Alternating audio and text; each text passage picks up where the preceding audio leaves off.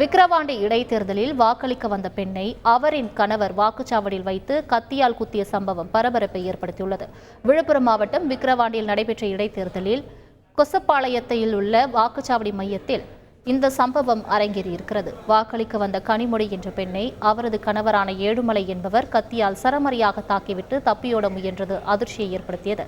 தம்பதி இருவரும் கருத்து வேறுபாடால் ஒருவரை ஒருவர் பிரிந்து வாழ்ந்து வருவது குறிப்பிடத்தக்கது.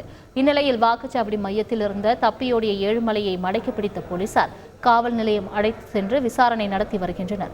விசாரணையில் ஏற்கனவே இரட்டை கொலை வழக்கு ஒன்றில் ஏழுமலை சிறைக்கு சென்று வெளியே வந்திருப்பது தெரிய வந்தது. இதனிடையே கனிமொழியை மீட்டு மருத்துவமனையில் அனுமதித்த உறவினர்கள் அங்கிருந்த போலீசாருடன் வாக்குவாதத்தில் ஈடுபட்டது பரபரப்பை ஏற்படுத்தியது.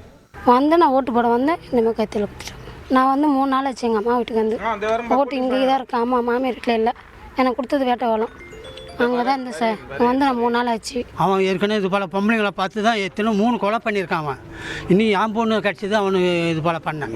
என் பொண்ணு இது அதே பழக்கம். நானும் எத்தனை ஸ்டேஷனுக்கு போயிட்டு பார்த்தேன். ஸ்டேஷன் எந்த ஸ்டேஷனையும் நான் எடுக்கலை. மறைஞ்சு பழிக்கத்தாக இருக்குது. செய்திகளை உடனுக்குடன் தெரிந்து கொள்ள உடனே சப்ஸ்கிரைப் பண்ணுங்க.